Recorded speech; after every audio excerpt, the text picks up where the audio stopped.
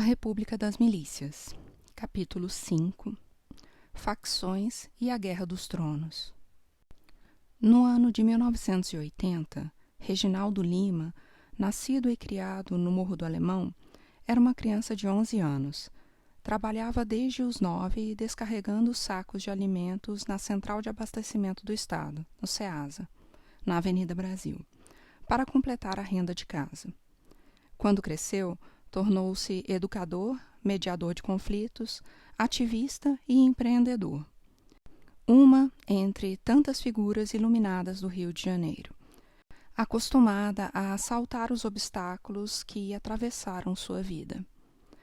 A violência armada, praticada por policiais e criminosos em seu bairro, foi um desses obstáculos, e letal, que deixou muitos de seus amigos pelo caminho. Sou filho de uma geração que viu as execuções na favela beirarem a barbárie. Naqueles tempos, nos anos 80, ainda não havia fuzis, pistolas e tinha poucas drogas. No máximo, uma carabina, uma escopeta calibre 12. Mas muita morte acontecia por facada, paulada e pedrada. A forma de exercer o poder foi mudando com o tempo, recorda. Antes dos comandos, nas décadas de 1970 e 1980, apesar da relativa tranquilidade dos morros, já havia uma cena conflituosa com pequenas quadrilhas e bandos em disputas pelo poder. A expansão do tráfico de drogas e a relação desses empreendedores com a polícia, principalmente depois dos anos 1990, estabeleceram novas formas de tensão e drama nas comunidades. Os primeiros moradores chegaram ao Alemão nos anos 1920, quando o bairro era uma zona ainda quase rural. No começo, havia poucos barracos distribuídos pela topografia íngreme da Serra da Misericórdia, formada pelas montanhas do Alemão e da Alvorada, com um vale entre os morros conhecido como Grota, repleto de nascentes de águas, peixes, criação de porcos e galinhas, hortas e árvores frutíferas. O conjunto de bairros desses morros passariam a ser chamado de Complexo do Alemão. Na época, para se fixar na região, os donos de lotes autorizavam a construção de barracos, cobrando um aluguel de chão, nome dado para a mensalidade que o inquilino do terreno pagava para erguer sua moradia. A população cresceu rapidamente depois dos anos 1950. Com um ritmo semelhante ao de outras favelas da Zona Sul, Central e dos subúrbios da Zona Norte, que ocupavam os arredores da linha de trem. Com o crescimento da procura por terras, os assentamentos ocorreram através de loteamentos clandestinos, fatiados e vendidos por proprietários particulares ou ocupados por movimentos sociais. A chegada de novos habitantes era um desafio para a elite política e econômica das grandes cidades brasileiras. De um lado, bem-vinda porque eles constituíam uma mão de obra barata para as indústrias e os serviços domésticos. De outro, um problema, uma vez que a cidade não garantia aos recém-chegados condições materiais e sociais para que tivessem uma vida digna. As ações de Carlos Lacerda, governador da Guanabara no começo dos anos 1960, são um exemplo dessa ambiguidade com os imigrantes. Na questão da moradia, Lacerda pôs em curso um plano de erradicação de favelas nas áreas nobres da capital e buscou regulamentar a ocupação de lotes em bairros mais distantes, como o Alemão. Glebas públicas e privadas foram doadas aos moradores, com indenização aos antigos proprietários, para o início de um processo de urbanização e investimentos em benfeitorias locais, mediado pelas associações de moradores. Além de exercer funções cartoriais e imobiliárias, as associações tentavam estabelecer uma ponte com os políticos para lidar com a falta de água, energia, saneamento, coleta de lixo e moradia. A intenção dos políticos foi induzir o crescimento dos bairros pobres em áreas mais distantes do centro econômico e político, e ali formar seus currais eleitorais urbanos. Em outra frente, os mesmos políticos tentavam evitar que os novos moradores, para escapar da pobreza, participassem da prática de roubos, colocando em risco a população rica da cidade. Com a Invernada de Olaria, delegacia criada a partir de 1962 no bairro de Olaria, cujos métodos inspirariam outros grupos de extermínio nos anos seguintes, a violência policial tornou-se um procedimento para demonstrar autoridade e assustar ladrões que ousassem desrespeitar a lei. Não tinha como dar certo. A população do Complexo do Alemão e de outras favelas chegou aos anos 1980 sob essa tensão, marcada pela desconfiança da cidade em relação aos moradores desses bairros. A falta de infraestrutura urbana, de oportunidades sociais, educacionais e econômicas, somada ao drama de morar em um bairro considerado perigoso, repleto de bandidos caçados pela polícia, trouxe efeitos indesejáveis. Na época, o Alemão já possuía cerca de 30 mil habitantes, e havia ainda muitos barracos de madeira em meio a vastas áreas descampadas. Mesmo tendo uma população maior do que boa parte das cidades brasileiras, o Complexo do Alemão sofria investidas das forças de segurança, sempre usadas contra seus moradores, nunca no auxílio deles. Com a ausência da autoridade do Estado na região, foram surgindo diversos bandos nas comunidades. Eles se organizaram em pequenas tiranias, tentando se impor pelo uso da violência contra desafetos e contra aqueles que desobedecessem às regras locais instituídas por eles. Com armas e disposição para arriscar a vida, muitos criminosos tentavam exercer o poder territorial para assumir o papel de polícia. Como ocorreu em diversas periferias do Brasil, também no Alemão, a ação desses bandos promoveu rivalidades territoriais e conflitos sangrentos. A tentativa de ser o manda-chuva local, inevitavelmente, gerava rixas e assassinatos, que despertavam reações dos atingidos e ciclos de vingança intermináveis. Nas diferentes comunidades do Alemão, tinha o bando do Cisso Cabeça, do China e do Antônio Russo. Meu pai sempre me pedia para evitar ir para os lugares onde esses grupos dominavam, lembra Reginaldo. Quase não via rabecões e os corpos ficavam abandonados. Diziam que alguns eram comidos pelos porcos. Com 11 anos, eu já tinha visto muita gente morta nas ruas. Com essa idade, também vi os primeiros homicídios acontecerem bem na minha frente. Na lembrança de Reginaldo, era um momento difícil, porque vários bandos estavam em conflito. O bando da Alvorada tinha se juntado ao da Nova Brasília. Talvez foi o primeiro ajuntamento de bando da história, arrisca Reginaldo. Os grupos se uniram para atacar o bando da Grota, que também era inimigo do Morro do Alemão. Todos esses bairros pertenciam ao complexo. A investida de um lado sobre o outro não demorou a ocorrer. Como a Grota ficava no meio, quando o ataque aconteceu, eles não puderam correr para o Alemão. Acabaram encurralados pelos 3 bandos. Os chefes vitoriosos pegaram 12 homens do bando da Grota. E o que eles fizeram? Você sabe o que é imbira de caranguejo? É um termo usado pelos pescadores do Nordeste e que a gente também conhecia no alemão. Eles amarraram os braços e pescoço desses homens, como fazem na pesca de caranguejo, e levaram todos juntos, em fileira, para um largo perto da minha casa. A imbira foi puxada pelo chefe do grupo. Eu tinha acabado de chegar do trabalho. Ainda era criança. Estava sentado na soleira da minha porta. Não tinha muro. Eu morava na subida do morro. Ainda não se parecia com favela. Estava mais para a fazenda. O chefe do bando me viu e gritou: "Não sai daí não, que é para você ver e aprender a ser homem." E aí começou a chacina. Todos os 12 homens foram mortos a pauladas, socos, pedradas e tiros de calibre 22. Esses confrontos entre pequenos grupos ocorriam também em outros bairros pobres, e na década de 1980 ganharam um incentivo adicional para agravar o cenário: o emergente e lucrativo mercado varejista de drogas.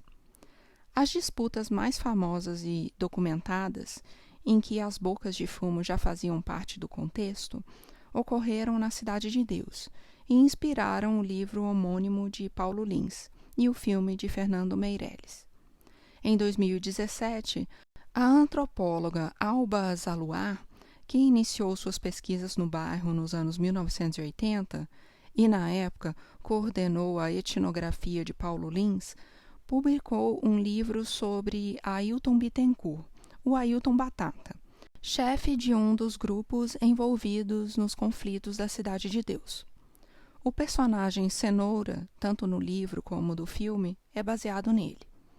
Os outros dois personagens inspirados em figuras reais eram o destemperado José Eduardo Barreto Conceição, conhecido como Zé Pequeno, e o leal Manuel Machado Rocha, o Mané Galinha, imortalizados em livro e filme com seus apelidos verdadeiros.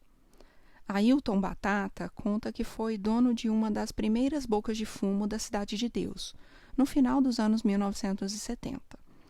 Vendia principalmente maconha na quadra 15, vinda do Paraguai e do Nordeste.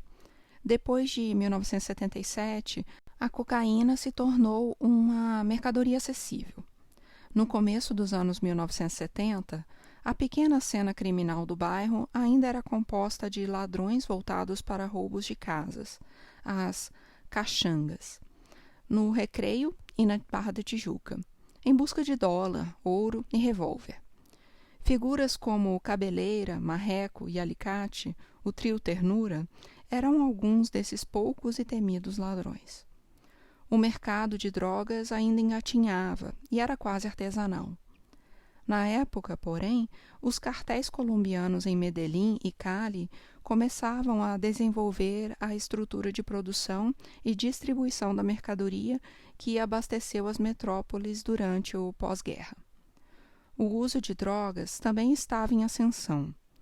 A ruptura dos baby boomers com a tradição, iniciada nos Estados Unidos e na Europa, se espalhou pelo mundo depois da década de 1960. No Brasil, chegou aos grandes centros com mais força nos anos 1980, embalada pelo processo de urbanização e de comunicação em massa, pela cultura pop, pelas bandas de rock e pelos festivais de música, pela valorização do prazer, do consumo e da individualidade, em detrimento das identidades coletivas e dos valores familiares e tradicionais da vida no campo. As drogas ajudaram na celebração desses tempos hedonistas, principalmente a maconha e a cocaína. Para atender esse consumo mundial crescente, rotas foram abertas a partir da Bolívia e do Paraguai, de onde as drogas saíam para chegar aos portos brasileiros e seguir para os demais continentes. A produção da folha de coca exigia a altitude elevada dos países andinos, e o Brasil se tornou um corredor de passagem para a mercadoria. Os traficantes viram nessa logística uma oportunidade para abastecer também o mercado interno do Rio de Janeiro e de São Paulo, que se revelava promissor. Nesse negócio que começava a se formar nos anos 1980, matutos compravam carregamentos de maconha vindos do Paraguai e do Nordeste para vender nas bocas em favelas. O negócio não chamava a atenção da polícia, que estava focada nos assaltos a pedestres, casas e bancos.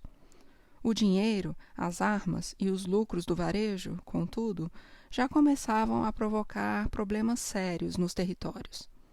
Na Cidade de Deus, as disputas entre Batata e Zé Pequeno, por exemplo, começaram no final dos anos 1970. Batata era mais velho. A relação entre os dois existia desde que Zé Pequeno era garoto e prestava favores a Batata, como ir comprar comida e fazer outras tarefas simples para a boca de fumo. Na época, Zé Pequeno também participava de assaltos nos bairros mais ricos, com o parceiro Jorge Devagar. Quando se tornou maior de idade, Zé Pequeno virou um criminoso ousado e ambicioso. Tomou a boca de um traficante junto com seu antigo parceiro de assaltos. Eles passaram a vender drogas nos apartamentos da Cidade de Deus, a algumas quadras da Boca de Batata. A relação entre Batata e Zé Pequeno, no entanto, ainda era amistosa. Batata frequentava os sambas animados que a boca do concorrente organizava nos apartamentos, que atraíam até gente famosa.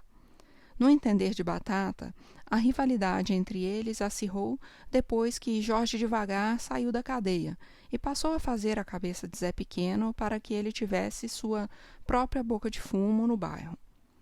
Os negócios de Batata, então, tornaram-se visados pelo grupo rival. A guerra entre os bandos começou em 1978. Um integrante da boca de Zé Pequeno roubou o dinheiro da venda de droga de um funcionário de Ailton Batata. O ladrão foi executado. Como se um rastilho de pólvora tivesse sido aceso, a morte desencadeou outros assassinatos. Cada lado passou a costurar sua rede de aliados, que recebia revólveres para garantir o apoio. Nos conflitos que se seguiram, Batata ganhou a adesão de Mané Galinha, que trabalhava numa aviação de ônibus e fazia caxangas nos fins de semana. Galinha, que vinha sendo esculachado por gente do grupo de Pequeno e de Devagar, tornou-se o principal aliado de Batata. Dezenas de pessoas foram mortas nesses conflitos, que duraram até 1981, perdendo força depois da prisão de Zé Pequeno. Batata descreveu cenas terríveis daquela época, como o dia em que explodiram uma banana de dinamite nos conjuntos habitacionais onde ficava a boca do rival. A bicicleta de uma criança voou pelos ares. Não havia moradores no bloco onde a bomba foi lançada, porque os traficantes já tinham expulsados todos dali para vender drogas. No livro, ele conta isso com naturalidade. É um tipo de narrativa que ouço há mais de 20 anos, com poucas variações, de homens tão envolvidos nas batalhas que travam com seus inimigos, tão enredados em seus próprios conflitos, que parecem não enxergar o terror vivido pela população e pelo entorno, que nada tem a ver com os negócios deles. O conflito entre Batata, Galinha e Zé Pequeno gerou 3 anos de tiroteios recorrentes, mortes de familiares deles sem nenhum envolvimento com o crime, cenas de barbárie que, apesar da gravidade, não mobilizavam as forças de segurança pública, como se o problema não dissesse respeito à cidade do Rio de Janeiro. Afinal, os criminosos da Cidade de Deus estavam matando uns aos outros e não ameaçavam os moradores dos bairros ricos. Nesse período, muitas alianças foram firmadas entre bandos vindos de diferentes favelas. Um dos criminosos mais importantes da história do mundo, José Carlos dos Reis Encina, o Escadinha, que comandava as bocas de fumo do Morro do Juramento, na Zona Norte, tinha disputas em seu bairro com um bando aliado de Zé Pequeno. Seguindo a lógica da guerra, inimigo do meu inimigo é meu amigo, Escadinha mandou reforços de armas e homens para ajudar Batata depois que a casa da família de Mané Galinha foi atacada por cerca de 50 homens do bando de Zé Pequeno. Nos anos seguintes, essa rede de apoio horizontal entre bandos de favelas foi sendo organizada por chefes de comandos articulados em presídios, que estabeleceriam a dinâmica dos conflitos do Rio a partir das facções. Durante a década de 1980, a Falange Vermelha, designada assim pelos jornais, ainda era um projeto em construção, tentando superar disputas entre quadrilhas na busca de unificar o crime. O presídio de Ilha Grande, onde o grupo foi criado em 1979, era conhecido como o Sucursal do Inferno, Caldeirão do Diabo, ou ainda a Brasília do Crime. A história do nascimento da Falange em suas dependências é bem conhecida no jornalismo policial e em trabalhos acadêmicos, apesar de haver mais de uma versão sobre sua origem. A iniciativa de organizar um grupo de autodefesa dos internos, numa penitenciária bastante violenta, ocorreu num momento em que presos políticos e criminosos comuns conviviam nos presídios. Apesar desse convívio, os presos políticos ligados a organizações da luta armada como MR8 e Aliança Nacional Libertadora, que estavam na Ilha Grande na primeira metade dos anos 1970, eram vistos como elitistas pelos presos comuns. Um dos criadores da Falange Vermelha, William da Silva Lima, o professor, contou em seu livro 400 contra 1 que a união dos presos foi articulada por ladrões de banco sem filiação partidária, presos comuns enquadrados na Lei de Segurança Nacional. Eram cerca de 90 pessoas isoladas, privadas de banhos de sol e convívio. Chamados de Turma da LSN ou Falange LSN, eles se juntaram e propuseram a união dos presos do grupo para negociar com a direção de Ilha Grande a garantia de direitos e benefícios. Isso em meados dos anos 1970. Com o passar dos anos, conforme a direção de Ilha Grande flexibilizou o convívio da Falange LSN com os demais presos, o grupo passou a se articular para defender outros detentos dos assaltos e estupros recorrentes, promovidos por integrantes da Falange Jacaré e outras quadrilhas, que aterrorizavam o presídio.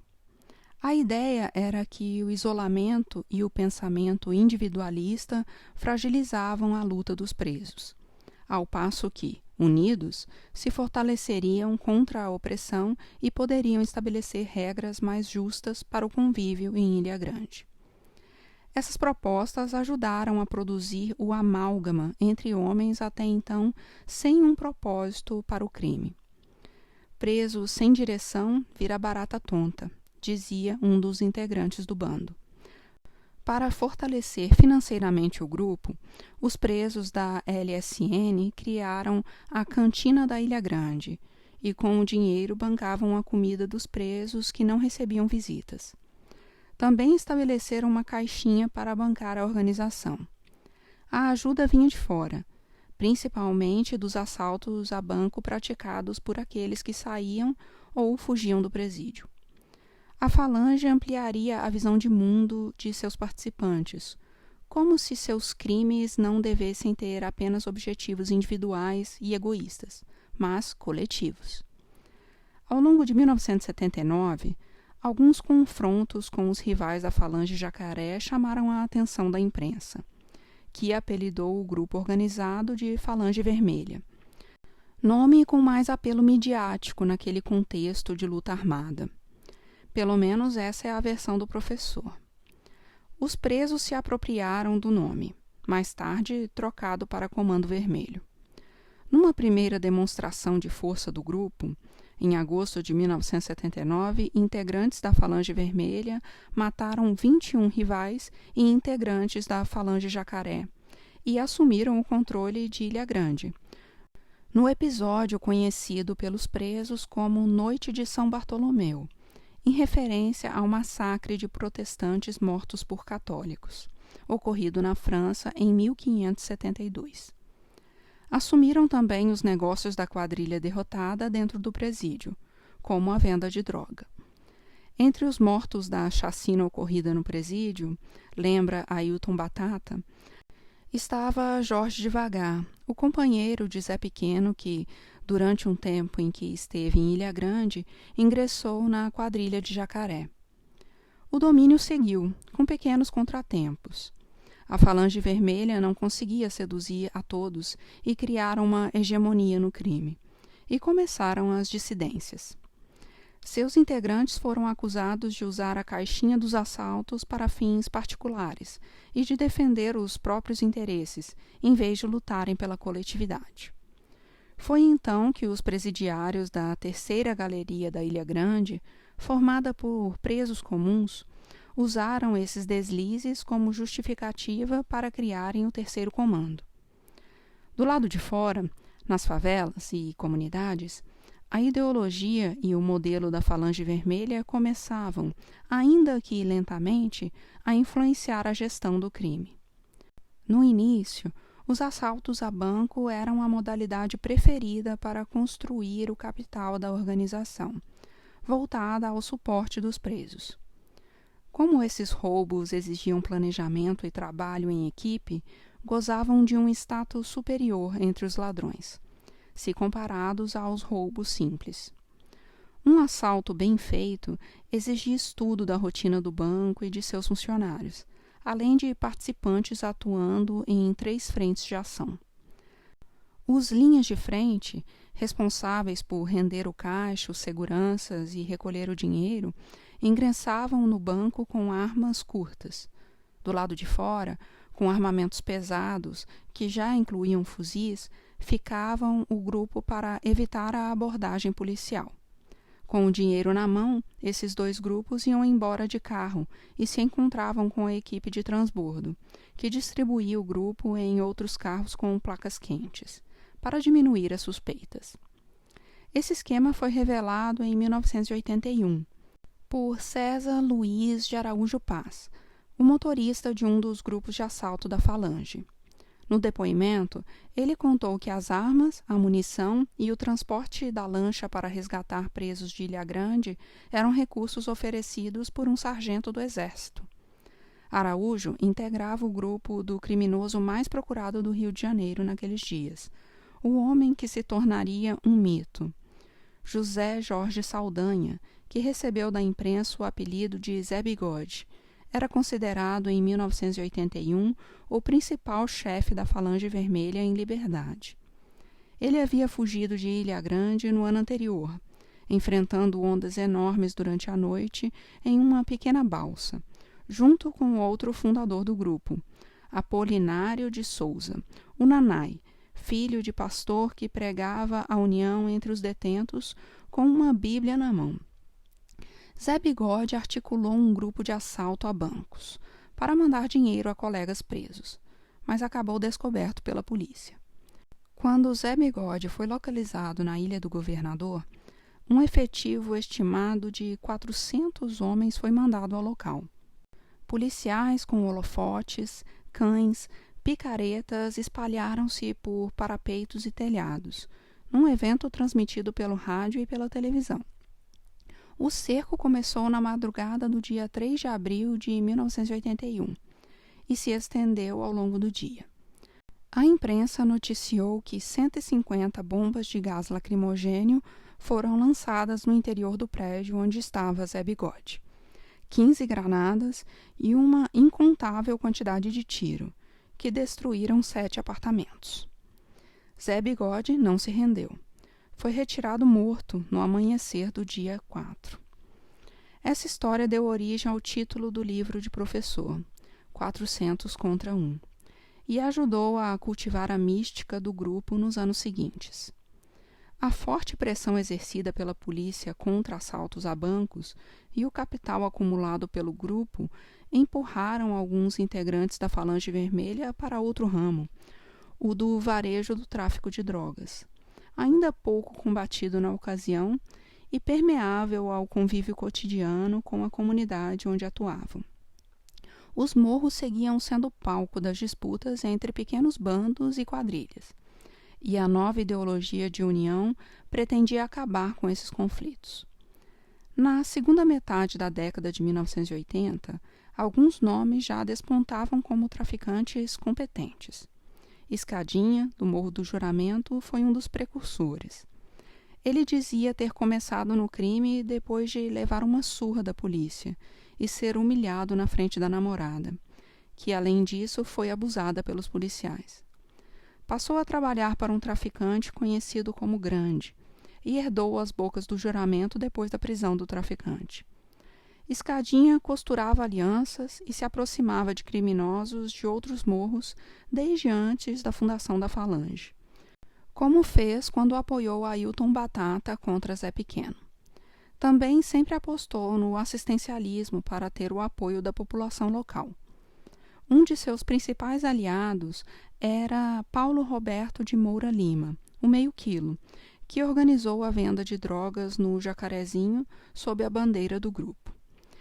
Escadinha e Meio Quilo estabeleceram um modelo vertical nos territórios, estruturado em torno da figura imperial dos donos de morro. Naquele tempo, a favela do Jacarezinho era considerada pelos criminosos do QG da Falange, como lembra Márcio Santos Nepomuceno ou Marcinho VP, chefe do Comando Vermelho desde meados dos anos 1990, em seu livro de memórias.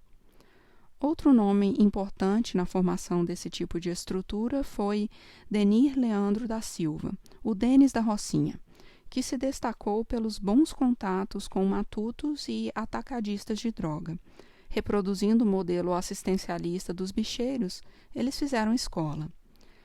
Distribuíam cestas básicas e dinheiro para festas, promoviam bailes funk, garantiam acesso a remédios e outras benfeitorias. Também eram eles que proibiam os roubos no bairro, fazendo o papel de polícia. Meio Quilo impunha respeito aos demais criminosos. Ladrões de banco, assaltantes e traficantes costumavam buscar sua ajuda para se esconder da polícia em Jacarezinho, quando a situação apertava. A fama de Meio Quilo nasceu por sua ousadia e pela disposição em ajudar parceiros, principalmente na realização de fugas espetaculares. Em 31 de dezembro de 1985, Meio Quilo encarregou José Carlos Gregório, o Gordo, outro fundador da Falange, de resgatar seu amigo Escadinha, que desde 1983 estava no presídio de Ilha Grande. Em vez de balsa, lancha ou barco, dessa vez o resgate ocorreria de helicóptero. Naquele dia, Escadinha recebia a visita de uma de suas mulheres e estava numa casa do lado de fora do muro. Quando o helicóptero pousou, bastou ele correr para o aparelho junto com a esposa. Os guardas também demoraram para dar o alerta sobre a fuga. Ela acabou marcando época. A omissão dos guardas e dos agentes penitenciários, que não tomaram nenhuma atitude ao ver uma aeronave não identificada sobrevoando o presídio por mais de 2 horas, também chamou a atenção.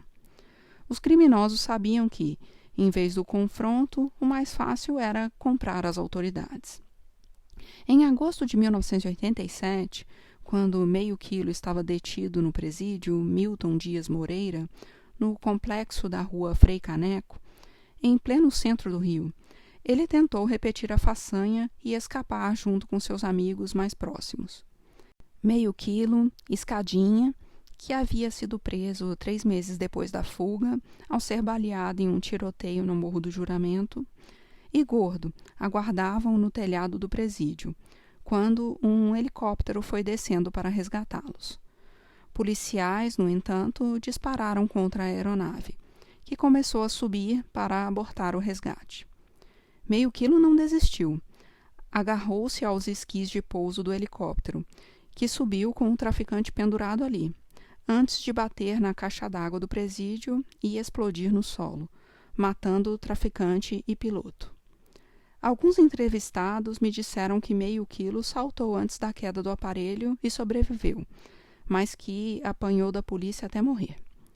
Qualquer que seja a versão verdadeira, Meio Quilo foi outro com fama de herói. Mais de 3.000 pessoas compareceram a seu enterro e 50 coroas de flores foram enviadas por lideranças do crime e traficantes de diversas favelas do Rio de Janeiro.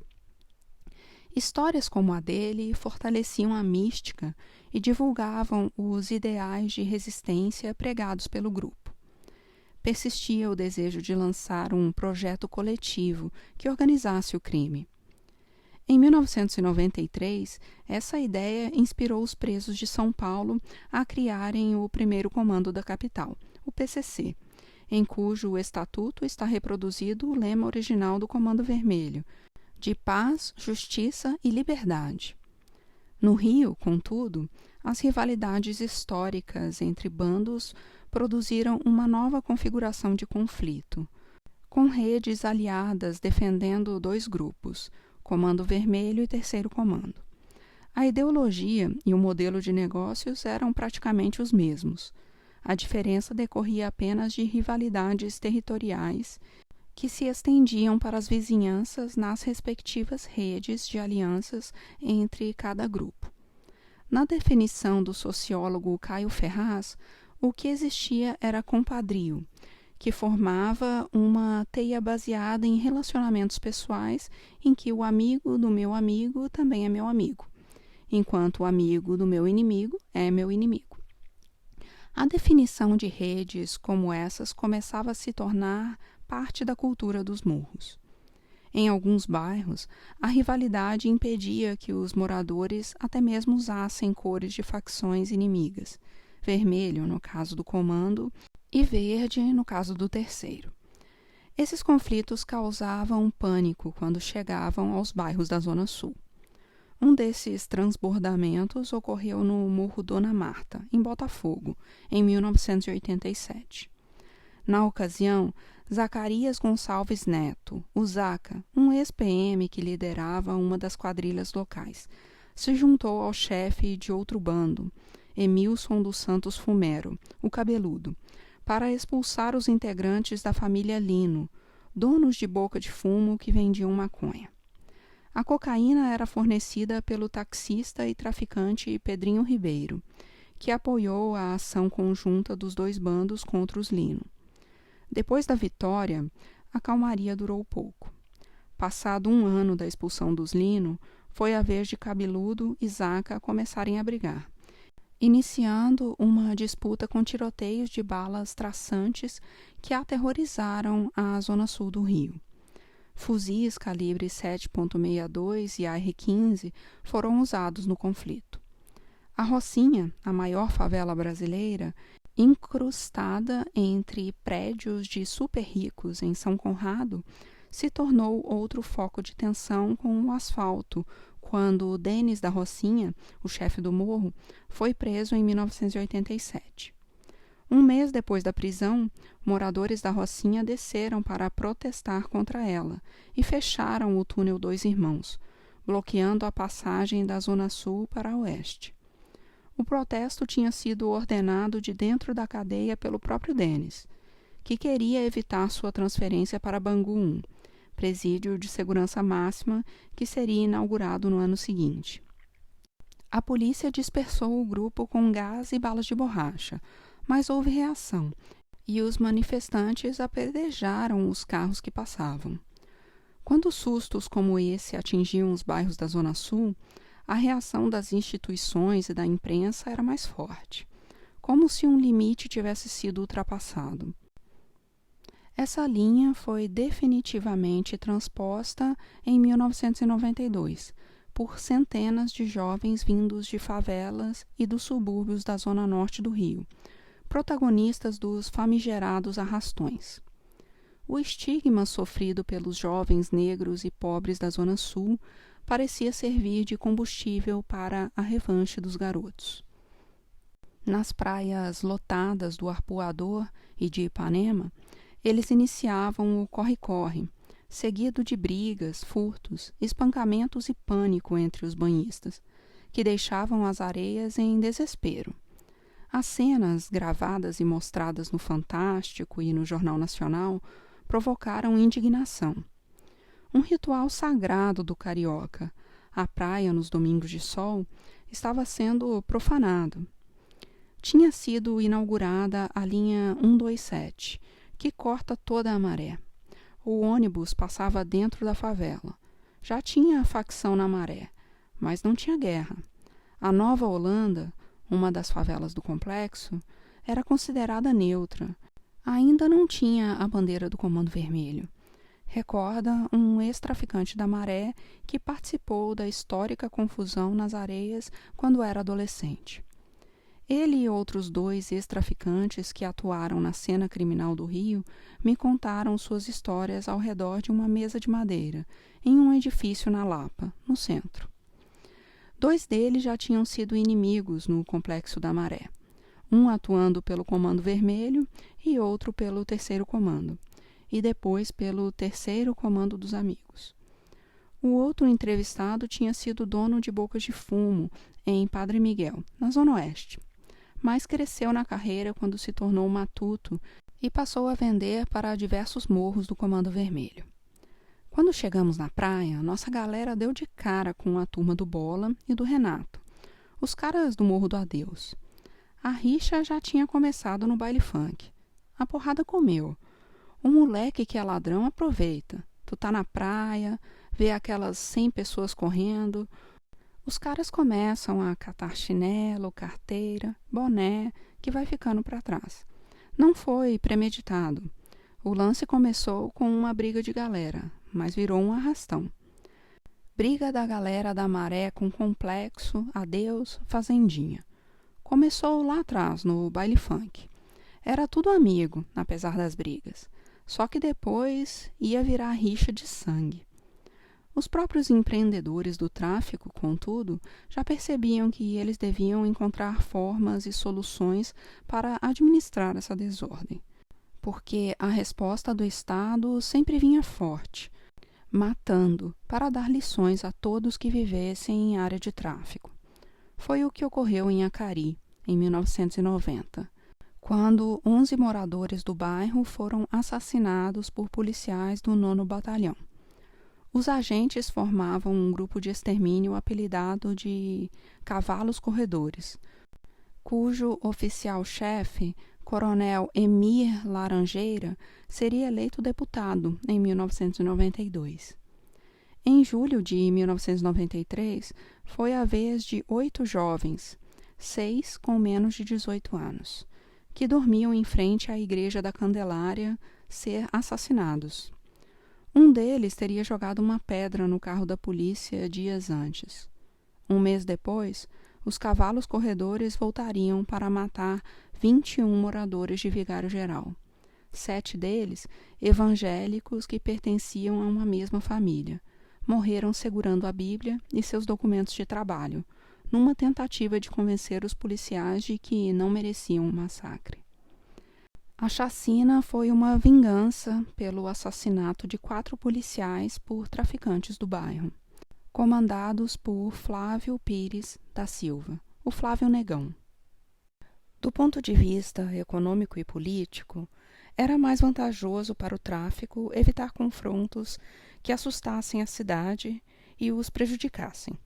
O negócio das drogas dava cada vez mais dinheiro e o mercado seguia promissor, pedindo racionalidade e um comando central nos territórios. Os anos 1990 trouxeram essa mudança. Os territórios neutros praticamente deixaram de existir e todos tiveram que tomar partido. Os donos das bocas da favela Nova Holanda, no Complexo da Maré, assumiram a bandeira do Comando Vermelho em 1994, com a morte de Jorge Ferreira de Almeida, o Jorge Negão.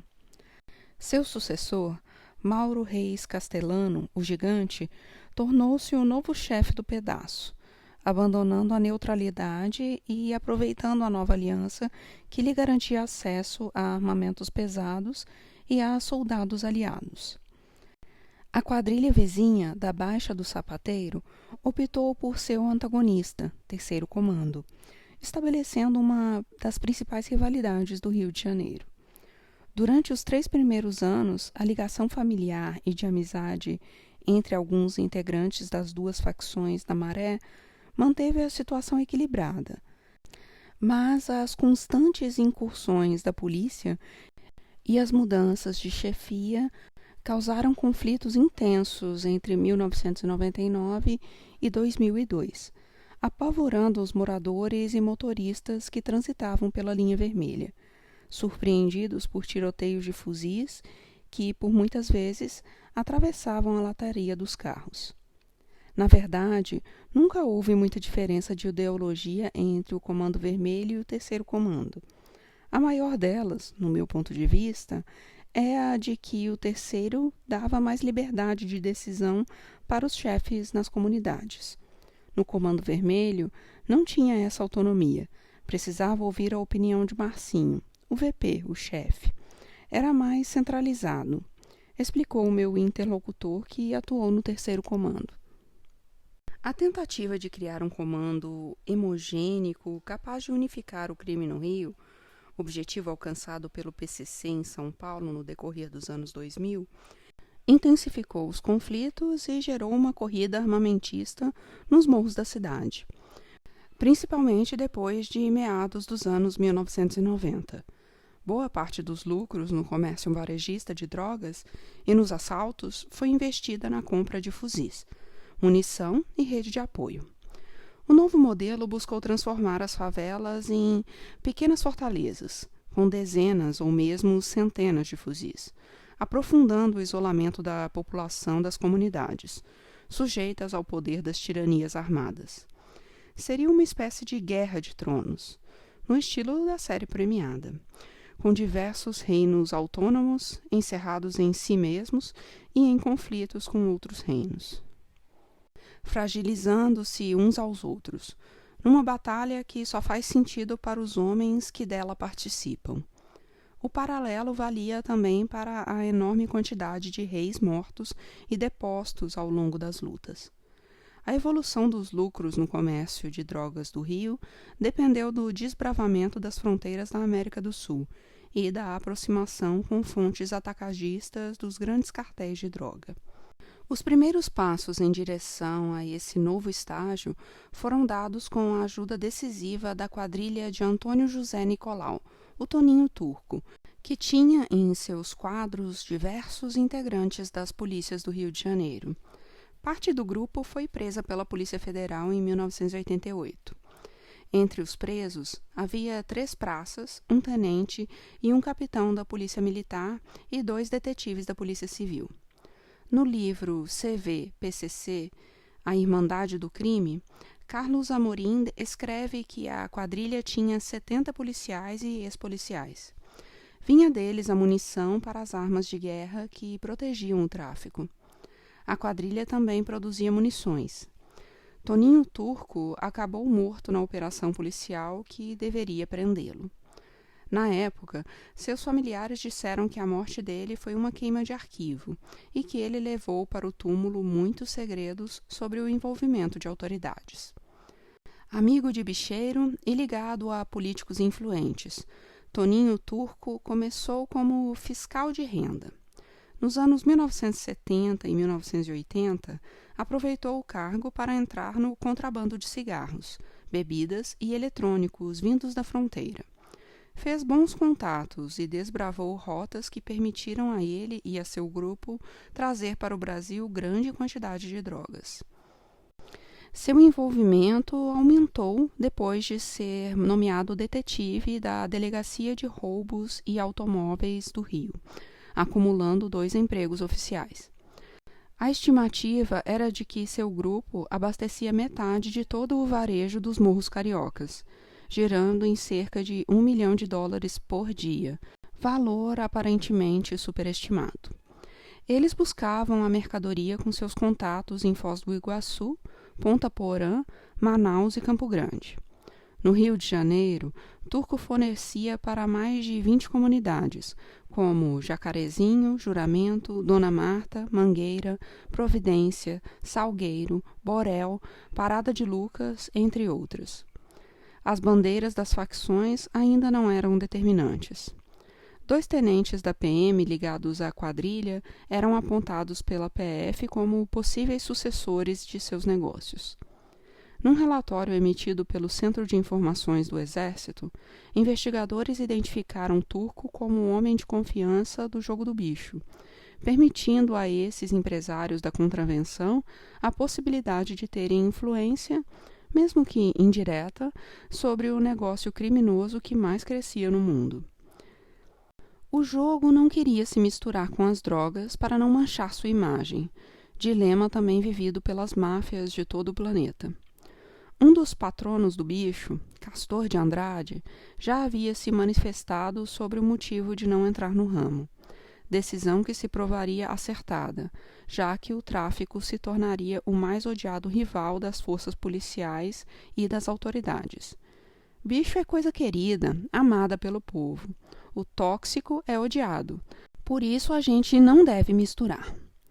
A estratégia da contravenção era criar uma parceria bem-sucedida com a polícia.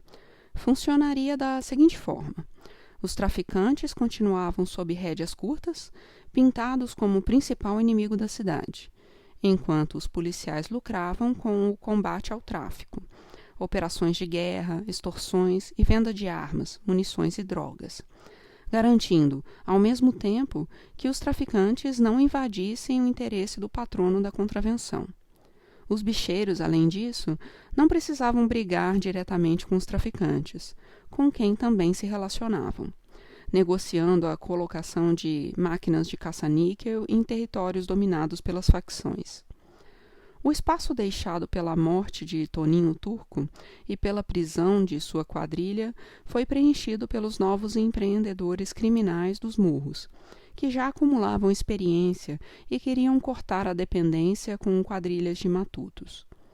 Muitas tinham a participação de policiais. Mesmo com a parceria entre policiais e bicheiros, o controle sobre o tráfico não era fácil de ser mantido. Os varejistas perceberam que chegar às fronteiras era estratégico para reduzir intermediários, gerar ganhos em escala e aumentar os lucros, além de garantir mais autonomia nos negócios. Um dos primeiros a se aventurar nessa trilha, saindo diretamente dos morros, foi Hernaldo Pinto Medeiros, o Uê, que se tornou fundamental na dinâmica dos conflitos violentos que viriam nos anos 1990.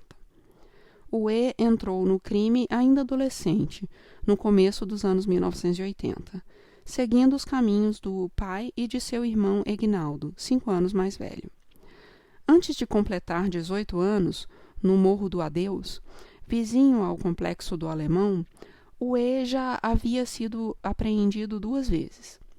Sua ascensão ocorreu pelas mãos de Escadinha, a quem chamava de paizão. Escadinha, o homem que havia fugido de Ilha Grande em um helicóptero, foi um dos primeiros presos mandados para o Presídio de Segurança Máxima, o Bangu 1, em 1988. Diante do isolamento, Escadinha mandou o E administrar suas bocas de fumo. Ele tinha apenas 19 anos. Apadrinhado por um dos mitos da falange, o jovem administrador tornou-se responsável por 5 morros da Zona Norte: Adeus, Juramento, Para Pedro, Jorge Turco e Faz Quem Quer. Em diversos sentidos, podia ser considerado um gestor estratégico, dando passos que o transformariam no principal traficante do Rio de Janeiro na metade dos anos 1990. O E ampliou sua rede de fornecedores e multiplicou a escala da compra de mercadorias, reduzindo o preço no varejo e aumentando os ganhos. Chegou a montar um consórcio com os parceiros Jorge Luiz de Acari e Celcinho da Vila Vintém, para comprar armas e drogas em sociedade nas fronteiras. Decisão que mostrava sua flexibilidade para negociar com gente de fora do Comando Vermelho. O E possuía fornecedores em Rondônia e no Paraguai, onde se aproximou da família Morel, uma das principais fornecedoras de maconha do país, e tinha bom trânsito na Bolívia e na Colômbia. O acesso a fornecedores primários o levou a ter planos mais ambiciosos: unir a cúpula do tráfico de drogas no Rio, seguindo os passos dos bicheiros. Apesar de investir em armamentos pesados, sabia dos custos da guerra para os negócios, inclusive com as autoridades. O E era famoso pelos arregos constantes que pagava à polícia. Também recebia visitas periódicas de policiais mineiros.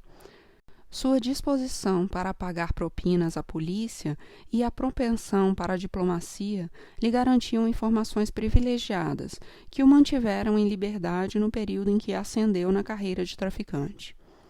Em 1994, com um bom capital acumulado, bons contatos atacadistas e o respaldo de nomes históricos da facção, o E tentou unificar o crime e criar um colegiado que encerrasse as disputas pelas bocas de fumo. Antes, contudo, seria preciso eliminar os desafetos e as resistências mais graúdas, inclusive dentro do próprio Comando Vermelho. O resultado foi desastroso. Um dos alvos do ataque foi o vizinho Orlando da Conceição, o Orlando jogador, do Complexo do Alemão. Jogador tinha conseguido diminuir a rivalidade entre os pequenos grupos das 15 comunidades se associando ao Comando Vermelho. Seguindo procedimentos de outros traficantes, ele usava práticas assistencialistas para ganhar o apoio da comunidade e exercia o papel da justiça, punindo os que desrespeitassem a moralidade local.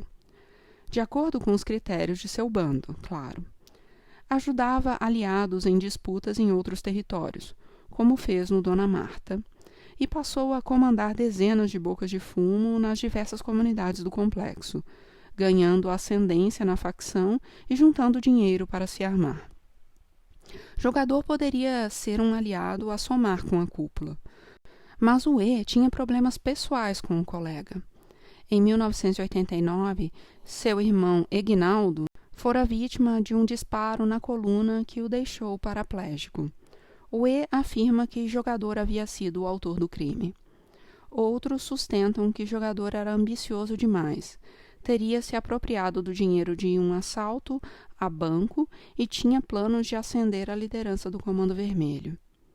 Para muitos, contudo, o que movia o E era a ganância. Ele estava de olho naquele mercado estratégico. O ataque do grupo de UE contra Jogador contou com a boa-fé da vítima. Segundo uma das versões do crime, o E simulou o próprio sequestro, pediu socorro a Jogador e solicitou ao colega que intermediasse o pagamento de um resgate de R$60 mil, supostamente cobrados por policiais do BOPE. Jogador marcou o ponto de encontro para a entrega do malote. Quando ele e seus 12 homens chegaram para pagar o falso arrego, o E o esperava com um bonde de cerca de 100 aliados, que abriram fogo contra o grupo. Jogador morreu com tiros de AK-47. Os corpos foram espalhados por pontos diferentes da cidade, como se os matadores passassem com aquilo um recado.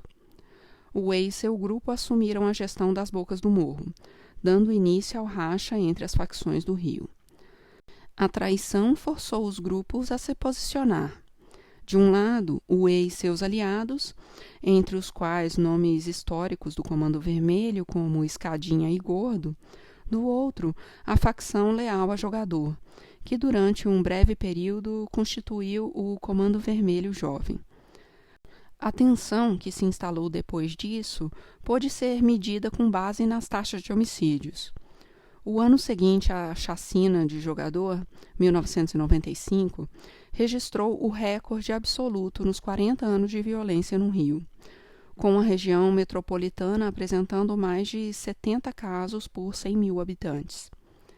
Os 10 anos entre 1994 e 2003 foram os mais violentos da história da região, com taxas acima de 50 casos por 100 mil habitantes. No Alemão, a principal reação contra a traição a Jogador foi articulada por uma jovem liderança, ainda com 18 anos, Márcio Nepomuceno, o Marcinho VP, que se tornaria o mais longevo chefe do Comando Vermelho, apesar de estar preso desde 1996. Ele cresceu graças à parceria com um novo matuto da mesma geração, vindo de uma pequena favela de Duque de Caxias, que seguiu viagem para desbravar as fronteiras e ocupar os espaços deixados pela prisão de UE. Luiz Fernando da Costa, o Fernandinho Beiramar, chegou ao Paraguai e à Colômbia e se tornou fundamental para abastecer de armas e mercadorias o comércio de drogas nos morros, que seria reorganizado por Marcinho VP. A velha guarda da Falange, como Escadinha e Gordo, que tinham apoiado o E no golpe contra Jogador, fundaram na prisão a Amigos dos Amigos, a ADA, junto com o Celcinho da Vila Vintém, também egresso do Comando Vermelho. Depois, o grupo se aliou ao Terceiro Comando para formar o Terceiro Comando dos Amigos. Em 2002, um novo racha entre a ADA e o TC deu origem ao Terceiro Comando Puro. O complexo do Alemão tornou-se o núcleo da nova geração do Comando Vermelho. Marcinho VP costurou a rede de apoio nas demais favelas. No Paraguai, Beira-mar e suas fontes da fronteira abasteciam a rede com armas e drogas. Fuzis Sig Sauer eram importados da Suíça por uma loja de caça e pesca em Assunção. Depois, seguiam para os morros. Mercadorias vinham também dos Estados Unidos e de países em guerra, e com economias decadentes. Nos anos 2000, Beira-mar chegou às selvas colombianas e passou a negociar diretamente com as Forças Armadas Revolucionárias da Colômbia, as FARC. Policiais e militares ajudavam a aquecer o mercado, com armas e munição. Modelos como Colt, AR-15, AK-45, M16, com miras a laser, tripés, carregadores potentes, sem contar as pistolas, passariam a ser a régua que media o poder de cada chefe de morro. Bigode, nosso entrevistado no capítulo anterior, ajudou a abastecer o 3º Comando e a ADA, os concorrentes do Comando Vermelho. Os competidores na corrida armamentista aceleraram seus investimentos e entraram no mercado de .30 e .50 para derrubar aeronaves. Mais uma vez, não tinha como dar certo. Os donos dos morros, nessa alucinada corrida armamentista, tornaram o Rio de Janeiro a cidade dos fuzis e das pistolas. Ironicamente, quanto mais pesados ficavam, mais vulneráveis se tornavam. Em vez de se concentrarem em seus negócios, eles perdiam tempo e dinheiro se atacando e exterminando uns aos outros, sem conseguir escapar dessa engrenagem autodestrutiva. Também contribuíam para justificar as operações policiais, que se tornaram outro oponente desse mecanismo de violência. A polícia soube tirar proveito desse processo suicida e fortaleceu seu modelo de negócio. Primeiro, ganhando com os arregos, a mineração e os espólios de guerra. Depois, disputando o controle dos territórios, oferecendo proteção e prometendo ordem, cobrando e ganhando em diversas frentes, por meio das milícias. Além de se beneficiar com a Guerra dos Tronos e com o teatro das operações, a polícia seguiu próxima dos bicheiros, elementos fundamentais para garantir a rede de cobertura política nos postos mais elevados da segurança pública. Os bicheiros costumam ser esquecidos na equação do poder criminal, mas foram decisivos para o novo equilíbrio que se formaria nesse submundo.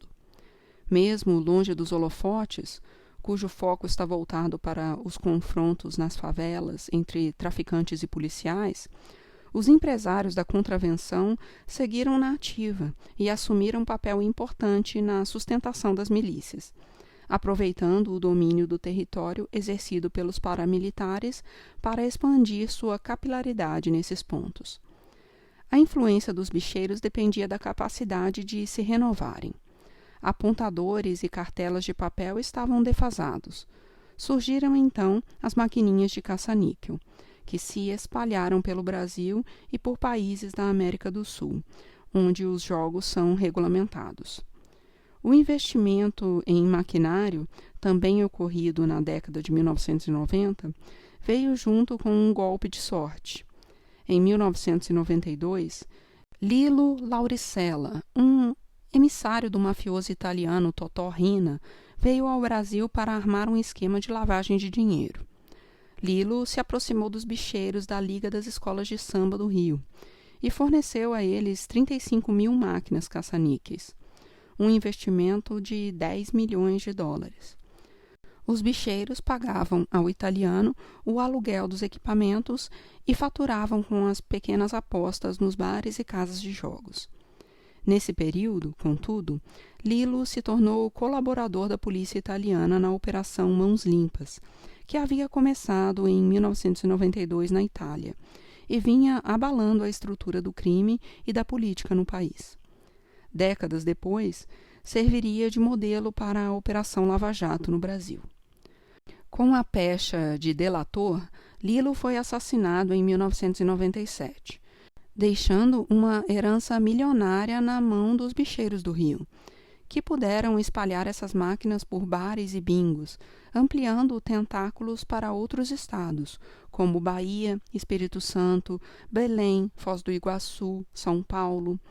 Os apontadores foram substituídos por nova tecnologia, que se espalhou sob as vistas grossas dos distritos policiais, cujos laços com a contravenção eram cada vez mais firmes.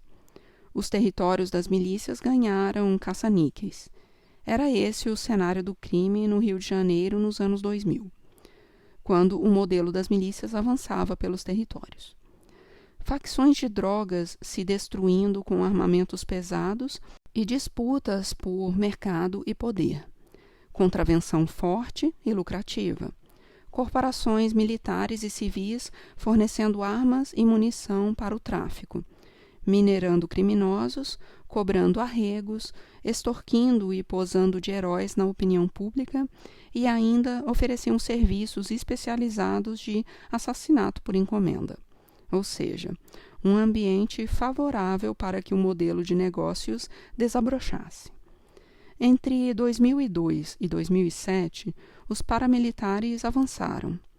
Em vez de ganharem dinheiro com os criminosos, os milicianos criaram uma forma diferente de governar as favelas e as comunidades, prometendo ordem em troca de dinheiro, tornando-se personagens poderosos da acirrada disputa pelo trono dos morros. Os novos tiranos dos bairros pobres, contudo, em vez de bermudas, chinelos e camisetas, vestiam fardas. Houve, no entanto, um hiato dentro desse percurso. No ambiente conflagrado dos anos 2000, com as milícias em plena ascensão, o governador Sérgio Cabral Filho assumiu o executivo em janeiro de 2007. No Rio, sempre houve espaço para o que já era complicado se tornar insuportavelmente complexo. Cabral definiu a segurança pública como prioridade número 1 de sua administração. De início, seu governo de fato parecia ter descoberto o caminho para pacificar o Estado, até que tudo desandou. O alvo era o Complexo do Alemão, conjunto de comunidades que desde o assassinato de Tim Lopes havia se consolidado no imaginário da imprensa, da cidade e das autoridades como o quartel-general do Comando Vermelho. Na primeira operação de Cabral, 2 meses depois de assumir, 100 homens do BOPE e do COR deixaram um rastro de 6 mortos. Entre eles, um morador atingido no rosto por uma bala perdida, quando ia a um orelhão telefonar a seu chefe para avisar que faltaria ao trabalho naquele dia. O governador disse estar atrás de um paiol de armas no local e acusou a omissão do governo anterior, que tinha ficado mais de 2 anos sem realizar operações ali. Em maio, as operações no Complexo do Alemão se tornaram quase diárias. Foram 42 ataques sucessivos, que mataram 17 pessoas e deixaram mais de 60 feridas. A imagem das favelas era vendida para a opinião pública como o de um lugar impenetrável, onde havia traficantes, snipers, centenas de barreiras nas ruas impedindo o acesso ao seu interior, e vielas estreitas e matagais nos cumes dos morros, que se tornavam esconderijos. 4 caveirões já haviam sido danificados ao tentarem ingressar na área. Os jornalistas sentiam a tensão e precisavam fazer a cobertura como se acompanhassem uma guerra, ao lado das tropas policiais, usando capacetes e coletes à prova de balas, e com balas assoviando em seus ouvidos. Essa guerra constante e sem sentido contra um bairro com mais de 70 mil habitantes começou a provocar discussões sobre políticas alternativas para a segurança pública. Organizações de direitos humanos e lideranças de moradores passaram a denunciar nos jornais os abusos das medidas e o drama cotidiano de quem vivia no local. Em meio a esse debate, em maio de 2007, entrevistei um desses críticos, o coordenador do Afro-Reg, José Júnior, na bancada do programa Roda Viva, sobre os conflitos no Rio. O assunto seguia em alta e rendendo manchetes. Em junho, a cúpula de segurança do Estado decidiu mudar a estratégia. A ideia era sufocar o comércio e derrubar a venda de drogas com o fechamento das entradas da favela. Pretendia-se criar uma alternativa ao modelo do confronto e levar investimentos sociais ao bairro.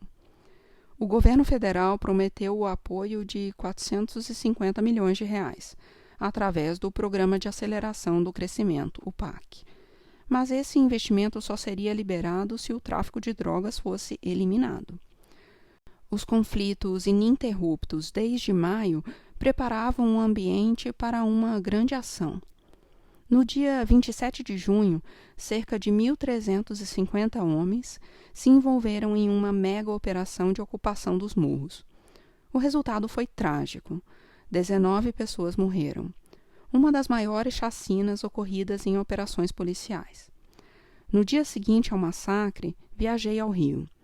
Minha ideia era tentar escrever uma reportagem para o jornal O Estado de São Paulo e percorri ruas e vielas do Alemão para entrevistar moradores.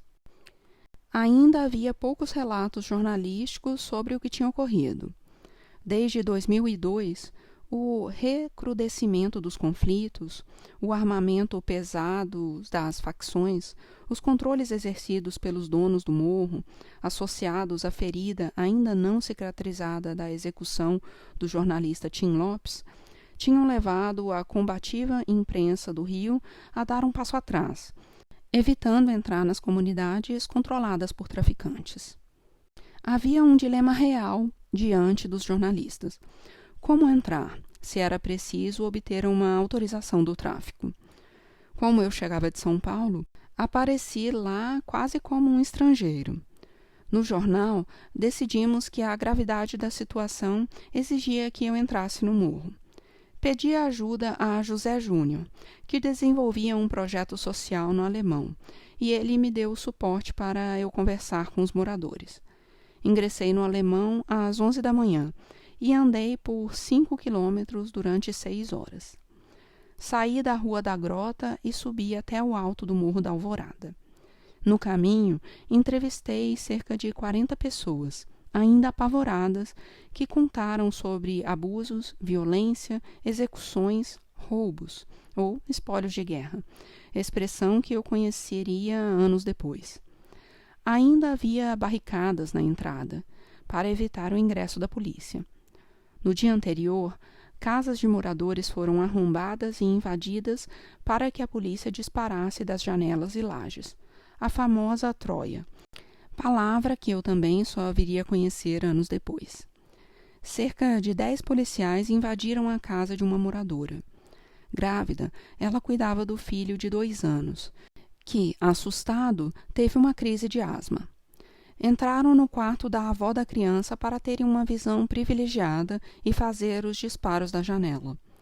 Ela mostrou as balas de fuzil que haviam ficado pelo chão e que ela tinha guardado em uma lata de Nescau. Fiz a foto, que foi parar na capa do jornal. No Largo do Coqueiro, no alto do morro, uma das poucas praças da comunidade, uma igrejinha estava cravejada de tiros. Na descida, em direção à Rua da Grota, ouvi relatos de abusos. O dono de um estacionamento contou que policiais desceram do caveirão e levaram uma moto que estava lá. Também quebraram vidros de carros e furtaram os sons dos automóveis. Espalhada pelas ruas da favela, a tropa policial havia fugido ao controle dos comandos. O dono de um bar contou que seu estabelecimento fora invadido pela polícia, que roubou mantimentos e dinheiro. Entrevistados testemunharam execuções. Anos depois, eu me veria de frente com um pescador, policial que tinha liderado uma das tropas nessa invasão e que me contou sobre a execução de um traficante naquela operação. Era como se um ciclo se fechasse. O massacre teve repercussão internacional e evidenciou a necessidade de mudança de rumo nas políticas públicas de segurança no Rio de Janeiro. Ganharam força as ideias que estão na base das Unidades Policiais Pacificadoras, as UPPs. Em dezembro de 2008, pouco mais de um ano depois das mortes no Alemão, o Morro Dona Marta foi laboratório escolhido para iniciar a experiência. A sigla ainda não existia, e a medida recebeu pouca atenção da imprensa nos primeiros dias. Com pouco mais de 4.000 moradores, vista privilegiada do Cristo Redentor entre Botafogo e Laranjeiras, a favela, além das disputas violentas dos anos 1980, ficou famosa com um cenário para o videoclipe de Michael Jackson, em 1996. Depois homenageado com uma estátua de bronze no topo da favela. O diretor do clipe, o cineasta Spike Lee, recebeu autorização para gravar no Morro Dona Marta do próprio chefe do tráfico, Márcio Amparo de Oliveira, o Marcinho VP2, que garantiu a segurança dos ídolos. Anos depois, em 1999, a favela inspirou o documentário Notícias de uma Guerra Particular, de João Moreira Salles e Kátia Lund, e o livro Abusado, de Caco Barcelos. Aos poucos, as ocupações foram ganhando formato e estrutura de políticas públicas, para serem replicadas em outros locais. 2 anos depois da invasão do Complexo do Alemão, em 2009, as UPPs foram implantadas na Cidade de Deus e na favela do Batã, onde, no semestre anterior, os jornalistas de O Dia haviam sido torturados.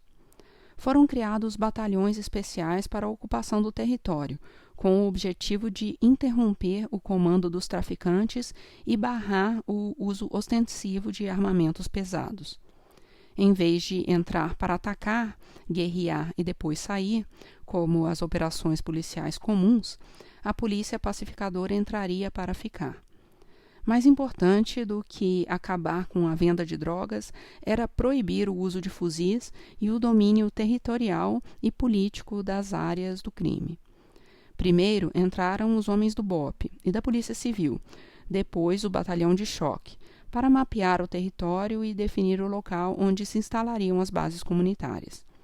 Nas etapas seguintes, de implantação e controle, chegaram os soldados recém-formados das UPPs, com um adicional no salário, e as equipes responsáveis por avaliar os resultados. Só depois de dominados os territórios viriam os investimentos e benefícios sociais. À medida que novos bairros e morros iam sendo ocupados, a opinião pública se surpreendia. A ocupação era anunciada e a data definida. Na sequência, em vez do teatro de guerra das operações policiais ao qual os cariocas estavam acostumados a assistir todos os dias, as UPPs se instalavam sem a necessidade de um único disparo ou confrontos. Por baixo do pano, tinha havido uma articulação bem azeitada entre os diplomatas dos batalhões policiais locais e os criminosos com os quais eles mantinham contato para a mineração e seus arregos de praxe, avisando que a medida era para valer e que daquela vez não haveria espaço para negociações nem encenações. A polícia iria ocupar. Os traficantes, pragmáticos, para não bater de frente com o Estado, deixavam as comunidades, a fim de aguardar que o entusiasmo das forças oficiais diminuísse ou que a chegada de um novo governo mudasse os rumos. Um traficante que atuava na Cidade de Deus contou a uma pesquisadora: tinha arma pra caramba pra gente tirar dali. Dono de boca pra gente tirar. Maior loucura. Sabe como é que é? Polícia é bandido, bandido é polícia. É assim. Como eles têm nossa informação daqui para lá, nós temos de lá para cá também. Aí nós batemos um rádio para a regadeira, os policiais corruptos. Mandamos ir no comandante para ver se ia ter papo. Aí o comandante falou: você tá maluco? Agora não tem mais nada. Não tem negociação. A polícia vai ficar. Pode falar para eles. De tarde foi uma loucura, atravessando daqui para Penha, de moto roubada, casacão, fuzil, pistola pra caralho voando na linha amarela. O dono da boca na tua garupa, foragido pra caralho. Aí, perto do Natal, entrou a UPP.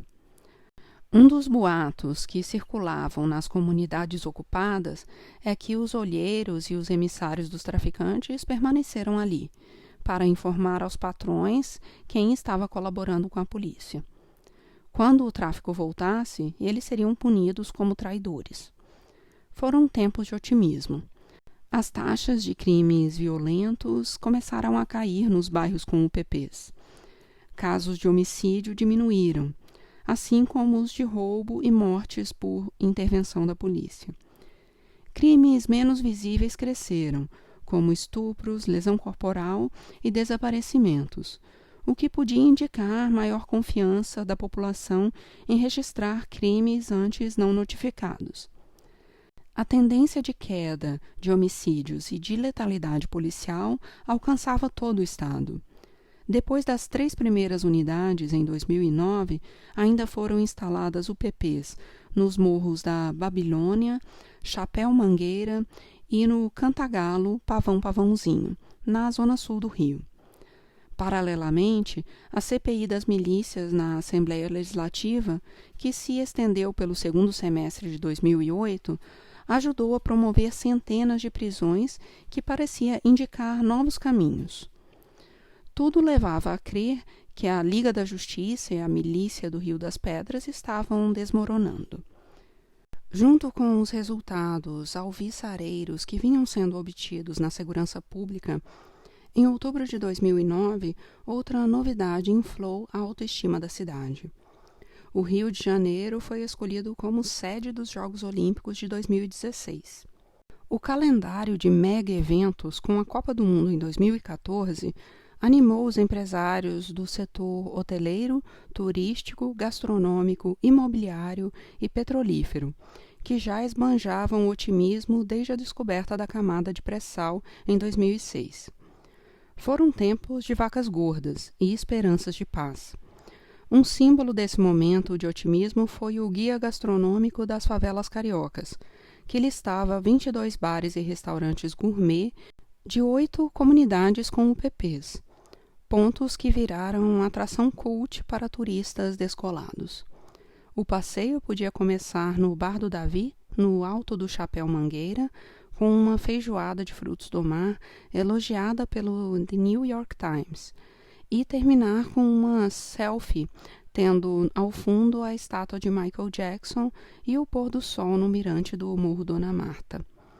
Os resultados positivos deixavam o Rio de Janeiro eufórico, contagiando imprensa, pesquisadores, moradores dos morros e do asfalto, esquerda e direita.